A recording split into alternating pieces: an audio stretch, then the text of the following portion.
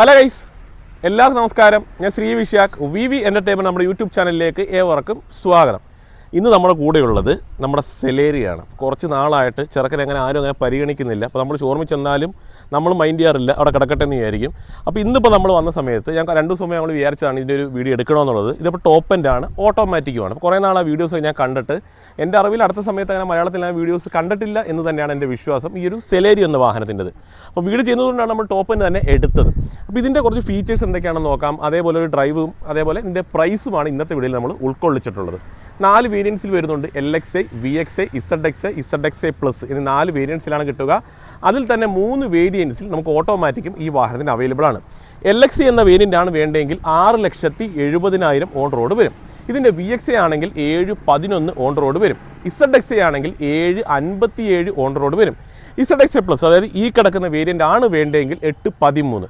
ഈ കിടക്കുന്നത് ഓട്ടോമാറ്റിക്കാണ്. അപ്പോൾ ഇതിൻ്റെ തന്നെ ഓട്ടോമാറ്റിക്കാണ് വേണ്ടതെങ്കിൽ 8,72 വരും. അതായത് ZXi Plus manual 8,13, automatic 8,72 on road വരും. ഇനി 2 വേരിയൻസ് കൂടെ വരുന്നുണ്ട്. VXi ഓട്ടോമാറ്റിക് അതിനൊരു 7,70,000 ഓൺ റോഡ് വരുന്നത്. അതിൻ്റെ മാനുവൽ എത്ര ഞാൻ പറഞ്ഞത് 7,11. പിന്നുള്ളതാണ് ZXi വേരിയൻറ്റ്. ZXi മാനുവൽ ഞാൻ പറഞ്ഞത് 7,57, ഇതിൻ്റെ ഓട്ടോമാറ്റിക്കിന് 8,16 ഓൺ റോഡ് വരും. അത്രയുമാണ് പ്രൈസിനെ കുറിച്ച് പറയേണ്ടത്. അപ്പോൾ ഞാൻ പറഞ്ഞല്ലോ, ഈ കിടക്കുന്നത് ZXi Plus ഓട്ടോമാറ്റിക്കാണ്. അതായത് 8,72,000 ഓൺ റോഡ് വരുന്നത്. ഈ ഒരു വാഹനം നമ്മൾ എടുക്കണമെങ്കിൽ നിലവിൽ ഈ ഒരു മാസം 40,000 രൂപ കൊടുത്താൽ നിങ്ങൾക്ക് ഇറക്കി കൊണ്ടുപോകാം. ടോപ്പ് എൻഡാണെന്ന് കൂടി ഓർത്തോണം. 7 വർഷമാണെങ്കിൽ ഒരു 12,500-നും 13,000-നും ഇടയ്ക്കായിരിക്കും നമുക്ക് EMI വരുന്നത്. 1 ലിറ്ററാണ് എഞ്ചിൻ ഓപ്ഷനൊക്കെ വരുന്നത്. കൂടാതെ 26 കിലോമീറ്ററാണ് കമ്പനി ഈ വാഹനത്തിൽ ക്ലെയിം ചെയ്യുന്ന മൈലേജ്. അപ്പോൾ ഞാൻ ഷോറൂമിൽ ചോദിച്ച സമയത്ത് കസ്റ്റമർ ഫീഡ്ബാക്ക് വെച്ചിട്ട് 23-24 റേഞ്ച് വരെ കസ്റ്റമേഴ്സിന് ലോങ് യാത്രയ്ക്ക് മൈലേജ് കസ്റ്റമേഴ്സിന് കിട്ടുന്നുണ്ട് എന്നാണ് ഷോറൂമിൽ നിന്ന് അറിയാൻ സാധിച്ചത്. അത് ഓരോ ഡ്രൈവിങ്ങിനനുസരിച്ച് മാറ്റങ്ങളും കാര്യങ്ങളൊക്കെ വരും. വേറൊന്നുമില്ല, ഈ ഒരു ഇൻട്രൊഡക്ഷനിൽ പറയാനായിട്ട് പ്രൈസ് തന്നെയാണ് ഹൈലൈറ്റ് ആയിട്ടുള്ള കാര്യം. EMI നമ്മൾ പറഞ്ഞിട്ടുണ്ട്. പിന്നെ ഫീച്ചേഴ്സ്, ഒരുപാട് ഫീച്ചേഴ്സ് ഉള്ളൊരു വാഹനമല്ല. ജസ്റ്റ് ഒരു വാക്കറൗണ്ട് പോലെ ജസ്റ്റ് ഒന്ന് കാണിച്ചു തരാം എന്തൊക്കെ ഉണ്ട് എന്നുള്ളത്. അത്ര മാത്രമേ ഉള്ളൂ ഈ ഒരു വീഡിയോയിൽ നമ്മൾ ഉൾക്കൊള്ളിച്ചിടും. ഒരുപാട് വലിപ്പമേറിയ വാഹനമൊന്നുമല്ല, അത്യാവശ്യം ഒതുക്കി ഡിസൈൻ ചെയ്ത ഒരു വാഹനമാണിത്. ഫ്രണ്ട് ലുക്ക് നോക്കിക്കഴിഞ്ഞാൽ ആ ഒരു ഗ്രില്ലിൽ നല്ലൊരു ക്രോം എലമെൻറ്റ് വരുന്നു. നല്ല സ്ട്രൈറ്റ് ആയിട്ടുള്ള ലൈൻ പോലെ സുസുക്കിയുടെ ലോഗോയും കാണാം. ഫോഗ് ലാമ്പും നമുക്ക് ഈ ഒരു വേരിയൻറ്റിൽ വരുന്നുണ്ട്. LED ലൈറ്റോ കാര്യങ്ങളോ ഒന്നും നമുക്ക് ഈ ഒരു വേരിയൻറ്റ് നമുക്ക് അവൈലബിൾ അല്ല. ഒരുപാട് വലിപ്പമേറിയ ഗ്രില്ലും അല്ല വരുന്നത്. എയർ ഇൻടേക്കിനൊക്കെ അത്യാവശ്യം വലിപ്പവും കാര്യങ്ങളൊക്കെ വരുന്നു. ആ ഒരു ബ്ലാക്ക് ക്ലാഡിങ് അവിടുന്ന് തുടങ്ങി കണ്ടിന്യൂ ചെയ്താണ് ഈ ഒരു ഫോഗ് ലാമ്പ് വരെ വന്ന് നിൽക്കുന്നുണ്ട്. ഹെഡ് ലാമ്പിലേക്ക് വന്നു കഴിഞ്ഞാൽ ഹാലജൻ ടൈപ്പാണ് നമുക്ക് ആ ഒരു ഹെഡ് ലാമ്പ് യൂണിറ്റ് കമ്പനി നൽകിയിട്ടുള്ളത്. പ്രൊട്ടക്ട് ടൈപ്പോ കാര്യങ്ങളൊന്നും വരുന്നില്ല. ഹുഡൊക്കെ നോക്കിക്കഴിഞ്ഞാലും അത്യാവശ്യം പ്ലെയിൻ ആയിട്ട് തന്നെയാണ് ആ ഒരു ഹുഡിൻ്റെ പോർഷനൊക്കെ വരുന്നത്. വേറെ ഒന്നും തന്നെ നമുക്ക് ഈ ഒരു സൈഡ് പോർഷനിൽ പറയേണ്ട ആവശ്യമില്ല. ഫ്രണ്ട് പോർഷനിൽ പറയേണ്ട ആവശ്യമില്ല. അവിടെ തന്നെ സൈഡിലേക്ക് വരാം. ഫ്രണ്ടിലായിട്ടാണ് ആൻറ്റിനെയും കാര്യങ്ങളും പ്ലേസ് ചെയ്യുന്നത്. നിലവിൽ ഇപ്പോൾ അത് ഫിക്സ് ചെയ്തിട്ടില്ല. പീഡ് ചെയ്യുന്ന സമയത്താണ് ഫിക്സ് ചെയ്യുക. ഈ ഒരു മിറർ നമുക്ക് ഫോൾഡിങ് ഓപ്ഷൻ നൽകിയിട്ടുണ്ട്. മിററിൽ തന്നെ ടേൺ ഇൻഡിക്കേറ്റർ വരുന്നു. അലോയ് വീല് ഈ ഒരു വാഹനത്തിൽ നമുക്ക് അവൈലബിൾ ആണ്. ഫെൻഡറിലായിട്ട് അത്യാവശ്യം ക്യാരക്ടർ ലൈനും കമ്പനി നൽകിയിട്ടുണ്ട്. അലോയിലേക്ക് വരുന്ന സമയത്ത് ഫുള്ളി ഒരു ബ്ലാക്ക് ഫിനിഷിലാണ് അലോയ് വീല് കമ്പനി നൽകിയിട്ടുള്ളത്. ഇതിൻ്റെ ടയർ സൈസ് ജസ്റ്റ് നോക്കിക്കോട്ടെ. ഓക്കെ, 15 ഇഞ്ചാണ്. അതായത് 175/60R15 ആണ് ഈ ഒരു വാഹനത്തിൻ്റെ ടയർ പ്രൊഫൈല് കമ്പനി നൽകിയിട്ടുള്ളത്. നമുക്കിതിൻ്റെ ലെങ്ത് വരുന്നത് 3695 mm ഈ വാഹനത്തിന് ലെങ്ത് വരുന്നുണ്ട്. വിട്ട് വന്നിട്ട് 1655 mm ആണ് വിട്ട് വരുന്നത്. 1555 mm ഹൈറ്റ് വരുന്നുണ്ട്. 2435 mm വീൽ ബേസും ഈ വാഹനത്തിന് കമ്പനി നൽകിയിട്ടുണ്ട്. ബൂട്ട് സ്പേസ് നമുക്ക് അതിലേക്ക് പോകുന്ന സമയത്ത് പറഞ്ഞു തരാം. വേറെ റൂഫ് റെയിൽസ്, ബൂട്ട് സ്പേസിനെ കുറിച്ച് പോകുന്ന സമയത്ത് പറയാം. റൂഫ് റെയിൽസോ കാര്യങ്ങളൊന്നും വരുന്നില്ല. ആ ഒരു ബി പില്ലർ നോക്കിക്കഴിഞ്ഞാൽ ബ്ലാക്ക് ഫിനിഷിൽ തന്നെ ആ ഒരു ബി പില്ലർ നൽകി കീഴ സെൻട്രി ഓപ്ഷൻ ഈ ഒരു വേരിയൻറ്റിൽ നമുക്ക് വരുന്നുണ്ട്. പുഷ് ബട്ടൺ സ്റ്റാർട്ടുമാണ് വരുന്നത്. അതൊരു ഫീച്ചറായിട്ട് തന്നെ നമുക്ക് എടുത്ത് പറയാനായിട്ട് പറ്റും. വേറെ കാര്യങ്ങളൊന്നും സൈഡ് പ്രൊഫൈലായിട്ട് വരുന്നില്ല. അത്യാവശ്യം നല്ല ക്യാരക്ടർ ലൈൻസൊക്കെ ആ ഒരു സൈഡിലായിട്ട് വരുന്നുണ്ട്. കുറച്ച് ബഡ്ജ് ഇതൊക്കെ ഈ ഒരു പോർഷനിലൊക്കെ നിൽക്കുന്ന രീതിയിൽ, ഈ ഒരു താഴ്ഭാഗം നോക്കിയാൽ അത്യാവശ്യം ബഡ്ജ് ഇതൊക്കെ നിൽക്കുന്ന രീതിയിൽ തന്നെയാണ് നൽകിയിട്ടുള്ളത്. റിയർ പ്രൊഫൈലിലേക്ക് വരാം. റിയർ പ്രൊഫൈല് ഡീഫോഗർ ലൈനും റിയർ വൈപ്പറും നൽകിയിട്ടുണ്ട്. സുസുക്കിയുടെ ലോഗോയും സെലേരിയോ എന്നൊരു ബ്രാൻഡിങ് വരുന്നു. ഒരുപാട് വലിപ്പത്തിലല്ല ആ ഒരു ടെയിൽ ലാമ്പ് യൂണിറ്റ് കമ്പനി നൽകിയിട്ടുള്ളത്. പക്ഷേ എന്നിരുന്നാലും കൊള്ളാം. ജസ്റ്റ് ഓപ്പൺ ചെയ്യാം. ഇവിടെ ഓപ്പൺ ചെയ്യാനായിട്ട് അത് നൽകിയിട്ടുണ്ട്. വളരെ നീറ്റായിട്ടാണ് നൽകി. പാഴ്സൽ ട്രേ വരുന്നുണ്ട്. ഏകദേശം എനിക്ക് തോന്നുന്നു 313 ലിറ്ററാണ് എൻ്റെ ഓർമ്മയിൽ ബൂട്ട് സ്പേസ് ഈ വാഹനത്തിന് വരുന്നത്. സ്പെയർ ടയർ വരുന്നുണ്ട്. നല്ലൊരു കാര്യം തന്നെ. സ്പെയർ ടയർ ടെമ്പറായിട്ട് യൂസ് ചെയ്യാൻ പറ്റുക അലോയ കാര്യങ്ങളൊന്നുമല്ല. 60/40 സ്പ്ലിറ്റിങ്ങും ഈ വാഹനത്തിന് കമ്പനി നൽകിയിട്ടുണ്ട്. വേറെ കാര്യങ്ങളും നമുക്ക് ഈ ഒരു പോർഷനിൽ പറയാനായിട്ട് ഒന്നും തന്നെ വരുന്നില്ല. അവിടെ തന്നെ ഈ ഒരു സൈഡിലേക്ക് വരാം. നമുക്ക് ഈ സൈഡിലേക്ക് വന്നിട്ട് നമുക്ക് അകത്തേക്ക് കയറാം. അപ്പോൾ കീല സെൻറ്ററുടെ കാര്യം ഞാൻ ഓൾറെഡി പറഞ്ഞു. തുറക്കാം. ഈ ഒരു ഡോർ പാഡ് കണ്ടോ, ഡോർ പാഡിൽ ഇപ്പോൾ നമുക്ക് ഒരുപാട് കാര്യങ്ങൾ പറയാനായിട്ട് ഒന്നും തന്നെ വരുന്നില്ല. ഡോർ പാഡിലല്ല നമുക്ക് ആ ഒരു പവർ വിൻഡോ കൺട്രോൾ കമ്പനി നൽകിയിട്ടുള്ളത്.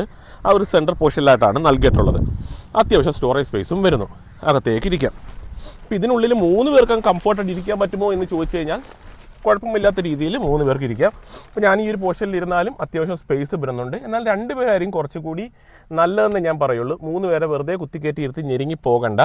ഇൻ കേസ് 3 പേരുണ്ടെങ്കിലും പോകാൻ പറ്റും. ഹെഡ് റൂം വലിയ കുഴപ്പമില്ല. തൈ സപ്പോർട്ട് അങ്ങ് ഒരുപാട് കിട്ടുന്നത് ഞാൻ പറയുന്നത്. ഒരുപാട് വലിപ്പമുള്ള സീറ്റൊന്നുമല്ല, അത്യാവശ്യം കംഫർട്ടായിട്ട് എന്നാലും ഇരിക്കാം. ലെഗ് റൂം ഉണ്ട്, അതെനിക്ക് ഇഷ്ടപ്പെട്ടു. എന്നാൽ ഇവിടെ ആയിട്ടാണ് ആ ഒരു പവറിൻ്റെ കൺട്രോൾ നൽകിയിട്ടുള്ളത്. ഓക്കെ, വേറൊന്നുമില്ല അവിടെ പറയാനായിട്ട്. ഇപ്പോൾ സീറ്റിൻ്റെ പുറകിൽ സ്റ്റോറേജ് സ്പേസ് വല്ലതും ഉണ്ടോ നോക്കിക്കോട്ടെ. ഇല്ല, സീറ്റിൻ്റെ പുറകിൽ അങ്ങനെ സ്റ്റോറേജ് സ്പേസോ കാര്യങ്ങളോ ഒന്നും തന്നെ കമ്പനി നൽകിയിട്ടില്ല. സ്പീക്കറിൻ്റെ ഒരു ഓപ്ഷനൊക്കെ നൽകിയിട്ടുള്ളതായിട്ട് കാണാം. വേറെ കാര്യങ്ങളൊന്നും ഇല്ല നമുക്കിവിടെ അങ്ങ് പറയാനായിട്ട്. ഒരു ബോട്ടിൽ വെക്കാം, പിന്നെ വേറെ എന്തെങ്കിലും സാധനമാണ് 1 ലിറ്ററിൻ്റെ ഒരു ബോട്ടിൽ വെക്കാൻ പറ്റും കേട്ടോ. ഫുള്ളി ബ്ലാക്ക് ഫിനിഷിലാണ് ആ ഒരു ഡോർ പാഡൊക്കെ നൽകിയത്. വേറെ സോഫ്റ്റ് വാട്ടർ മെറ്റീരിയലോ ഒന്നുമല്ല, ഫുള്ളി ഹാർഡ് പ്ലാസ്റ്റിക് തന്നെയാണ് യൂസ് ചെയ്തത്. പിന്നെ ഒരു കാര്യമുണ്ട് എടുത്ത് പറയേണ്ടത്, ഇത് പുതിയ സെലേരിയോ ആണ്. അപ്പോൾ ഇതിൻ്റെ പ്രത്യേകത, ഇതിനകത്ത് നമുക്ക് 6 എയർ ബാഗും ഈ വാഹനത്തിൽ കമ്പനി നൽകിയിട്ടുണ്ട്. 6 എയർ ബാഗ് വരുന്ന വാഹനമാണ്, അതുകൂടി പറഞ്ഞേക്കാം. ഡോറിൻ്റെ വലിപ്പം കണ്ടോ, നമ്മൾ ആ ഒരു പുറകിലത്തെ ഡോറുമായിട്ട് നോക്കിക്കഴിഞ്ഞാൽ ഈ ഒരു ഡോറിന് അത്യാവശ്യം നല്ല വലിപ്പം വരുന്നുണ്ട്. സ്റ്റോറേജ് സ്പേസും ശകലം അവർ നൽകി. ഒരുപാട് സ്റ്റോറേജ് സ്പേസ് ഉള്ളതായിട്ടൊന്നും ഞാൻ പറയുന്നില്ല, ആവശ്യത്തിനുള്ളതേ ഉള്ളൂ. അകത്തേക്ക് കയറാം. അകത്തേക്ക് കയറുന്ന സമയത്ത് സീറ്റ് ഹൈറ്റ് അഡ്ജസ്റ്റ്മെൻറ്റ് കമ്പനി നൽകി, നല്ലൊരു കാര്യം തന്നെയാണ്. പിന്നെ ഒരു കാര്യം ടോപ്പ് ആൻഡൂടാണ്. സ്റ്റിയറിംഗ് നമുക്ക് ഹൈറ്റും കാരണം അഡ്ജസ്റ്റ് ചെയ്യാൻ സാധിക്കും. പുഷ് ബട്ടൺ സ്റ്റാർട്ടാണ് നൽകിയിട്ടുള്ളത്. ഐഡിയൽ സ്റ്റാർട്ട് സ്റ്റോപ്പ്, ട്രാക്ഷൻ കൺട്രോളിൻ്റെ ബട്ടൺസ് ഒക്കെ നൽകിയിട്ടുള്ളത് കാണാം. മിററിൻ്റെ കൺട്രോൾസ് ഇവിടെ വരുന്നു.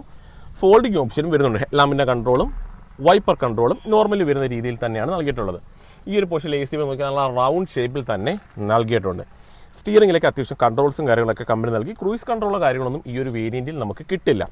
ഇവിടെ ഇപ്പോൾ ഇത്രയും കാര്യങ്ങളേ ഉള്ളൂ പറയാനായിട്ട്. ഇനി നമുക്കൊരു കാര്യം ചെയ്യാം, ബാക്കി കാര്യങ്ങൾ നമുക്ക് ജസ്റ്റ് ഈ ഒരു വണ്ടി ഡ്രൈവ് ചെയ്തുകൊണ്ട് അങ്ങ് പറയാം.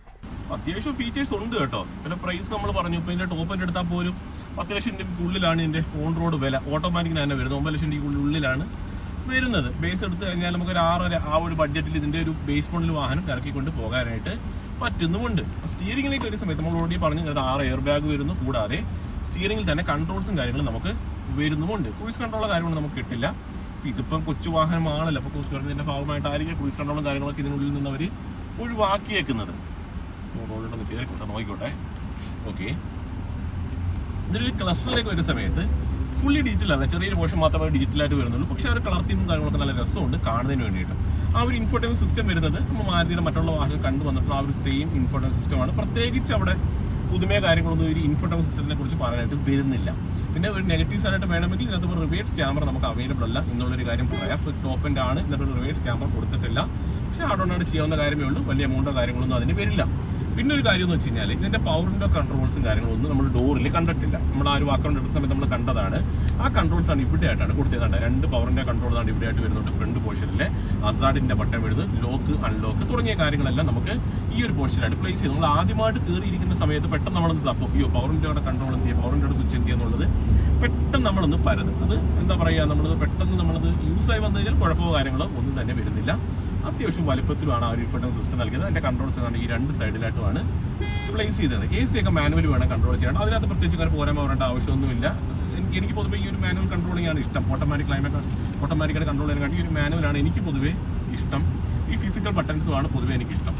പിന്നെ ചാർജിങ് സോക്കറ്റ്സ് ഒക്കെ വരുന്നു, USB ബോക്സ് സ്ലോട്ടും കാര്യങ്ങളൊക്കെ വരുന്നു. കീ കാണിച്ചു തരാം. കേട്ടോ, ഇതാണ് വണ്ടി വരുന്നുണ്ട്. സൈഡ് കൊടുത്തോട്ടെ, വലിയ വണ്ടിയും കൂടാണ്. ഓക്കെ, നമ്മുടെ കീ കണ്ടോ, ഇതാണ് നമ്മുടെ കീ വരുന്നത്. കണ്ടോ, ലോക്ക് അൺലോക്ക് വേറെ കാര്യങ്ങളൊന്നുമില്ല, വളരെ സിമ്പിൾ ആയിട്ടുള്ള കീ തന്നെയാണ്. ആ ഒരു ഗിയർ ലിവർ നല്ല രസമാണ് കാണുന്നതിന് വേണ്ടിയിട്ടും. വേറെ ആംറസ്റ്റോ കാര്യങ്ങളൊന്നും ഈ ഒരു വേരിയന്റിൽ കമ്പനി നൽകിയിട്ടില്ല, അതിൻ്റെ ആവശ്യമൊന്നും വരുന്നില്ല. പിന്നെ സ്റ്റിയറിംഗ് നമുക്ക് ഹൈറ്റ് അഡ്ജസ്റ്റ്മെന്റ് ഓപ്ഷൻ നൽകിയിട്ടുണ്ട്, അത് നല്ലൊരു കാര്യം തന്നെയാണ്. സീറ്റ് ഹൈറ്റ് അഡ്ജസ്റ്റ്മെന്റ് കാര്യം ഞാൻ പറഞ്ഞു, അത് ഡ്രൈവിംഗ് സമയത്ത് അത്യാവശ്യം പ്രയോജനകരമാണ്. 1 ലിറ്ററാണ് ഇതിൻ്റെ എഞ്ചിൻ കമ്പനി നൽകിയത്. 3 സിലിണ്ടർ കൂടിയാണ് വരുന്നത്. ഒരു 65.71 PS ആണ് ഇതിൻ്റെ പവർ ഫിഗർ കമ്പനി നൽകിയിട്ടുള്ളത്.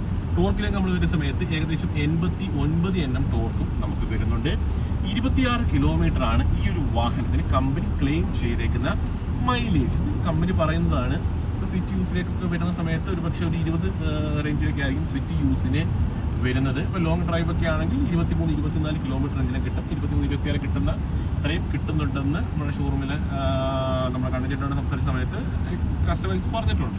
ഞാൻ നേരിട്ട് സംസാരിച്ചിട്ടില്ല. അത്യാവശ്യം മൈലേജ് വണ്ടിക്ക് കിട്ടുന്ന ഒരു വാഹനം തന്നെയാണ്. ചെറിയ വാഹനമാണ്, എന്നാൽ ആവശ്യത്തിനുള്ള ഫീച്ചേഴ്സ് അവർ കൊടുത്തിട്ടുമുണ്ട്. എന്നാൽ 1-2 കാര്യങ്ങൾ കൂടി വേണമെങ്കിൽ ആഡ് ചെയ്യാമായിരുന്നു. വേറൊന്നുമല്ല, ഉദാഹരണം പറഞ്ഞപ്പോൾ റിവേഴ്സ് ക്യാമറ ഇതിനുള്ളിൽ വരുന്നില്ല. വേണമെങ്കിൽ ഒരു പ്രോട്ടോടൈപ്പ് എല്ലാം യൂണിറ്റ് നൽകാമായിരുന്നു. അങ്ങനെയൊക്കെയുള്ള കാര്യങ്ങൾ. ഇപ്പോൾ ടോപ്പിലായിട്ടൊരു ലൈറ്റ് നൽകിയിട്ടുള്ളത് കാണാം. ഒരു മിറർ കൂടി അവിടെയായിട്ട് വരുന്നു. ഈ ഒരു മിറർ മാനുവലി കണ്ടുപോകാനുള്ള ഓപ്ഷൻ കൂടി വരുന്നു. ഓട്ടോ വൈപ്പറോ അല്ലെങ്കിൽ ഓട്ടോ ഹെഡ് ലാമ്പോ കാര്യങ്ങളോ ഒന്നും ഇതിൽ വരുന്നില്ല. ഗ്ലോ ബോക്സിൽ അത്യാവശ്യം സ്പേസ് നൽകിയിട്ടുണ്ട്. ഡാഷ്ബോർഡിന്റെ കളർ തീം നോക്കി കഴിഞ്ഞാൽ ഫുള്ളി ബ്ലാക്ക് ഫിനിഷ് തന്നെയാണ് കമ്പനി നൽകിയത്. വേറെ കളർ തീംസോ കാര്യങ്ങളോ ഒന്നും ഡാഷ്ബോർഡിൽ അവർ ആഡ് ചെയ്തിട്ടില്ല. ഇപ്പോൾ ഡ്രൈവിങ്ങിനെ കുറിച്ച് ഇതിനകത്ത് ഇപ്പോൾ പ്രത്യേകിച്ച് അങ്ങനെ ഒരു കാര്യങ്ങൾ പറയേണ്ട ആവശ്യമൊന്നുമില്ല. ഒരുപാട് അങ്ങ് എന്താ പറയുക പെർഫോമൻസ് തരുന്നൊരു എഞ്ചിനോ കാര്യങ്ങളോ ഒന്നുമല്ല. ഒരു ഫാമിലി പർപ്പസിനും അല്ലെ ആദ്യമായിട്ടൊരു വാഹനം നോക്കാം എന്നൊക്കെ ആഗ്രഹിക്കുന്ന ഒരു ഫാമിലിക്കും ഒക്കെ പറ്റിയൊരു വാഹനമാണ് ഇന്ന് നമ്മൾ എടുത്തിട്ടുള്ളത്. അപ്പോൾ കുറച്ച് നാളുകൊണ്ട് ഇതിൻ്റെ ഒരു വീഡിയോ ചെയ്യണം എന്നൊരു ആഗ്രഹം എനിക്ക് ഉണ്ടായിരുന്നു. ഒരു ബിറ്റ് പേരിൻ്റെ ഒക്കെ നോക്കാം. അപ്പോൾ ഇനി ആവട്ടെ, നമുക്ക് ഇതിൻ്റെ ബിറ്റ് പേരിലൂടെ നമുക്ക് ചെയ്തിടാം. അപ്പോൾ ഇത് എന്തായാലും നമ്മൾ ഇടയ്ക്കൂടെ നമ്മൾ ഡ്രൈവ് വീഡിയോ ചെയ്യണം. നമ്മൾ കൂടുതൽ വാക്കുകൊണ്ടല്ലേ ചെയ്യുന്നത്. അപ്പോൾ അതുകൊണ്ടാണ് ഇടയ്ക്കൂടെ നമ്മളൊരു ഡ്രൈവ് വീഡിയോ നമ്മൾ ചെയ്യുന്നത്. അപ്പോൾ ആ ഒരു സമയത്ത് ഡ്രൈവ് വീഡിയോ ചെയ്യുമ്പോൾ എന്തായാലും നമുക്ക് ടോപ്പ് എൻഡ് എടുത്ത് തന്നെ ചെയ്യണമല്ലോ. ഇതൊരു ടോപ്പ് എൻഡ് ആയതുകൊണ്ട് വാക്കറൗണ്ട് ചെയ്യുന്നത് ശരിയല്ലല്ലോ എന്നതുകൊണ്ടാണ് നമ്മളൊരു ഡ്രൈവുമായിട്ട് ഈ ഒരു വീഡിയോ നമ്മൾ ചെയ്ത് നോക്കിയത്. അപ്പോൾ കൊല്ലം ഇൻഡസിൽ നിന്നാണ് നമ്മൾ ഈ ഒരു വണ്ടി എടുത്തത് ഈ ഒരു വീഡിയോ ചെയ്യാനായിട്ട്.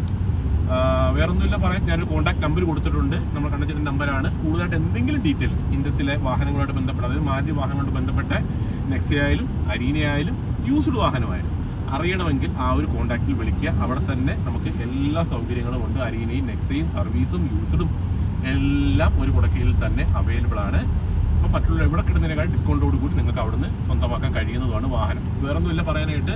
ഇതേപോലെ ഉപകാരപ്പെടുന്ന ഒരു വീഡിയോ ആയിട്ട് അടുത്തൊരു ദിവസം വരാം. അതുവരെ നമ്മുടെ എല്ലാ കൂട്ടുകാർക്കും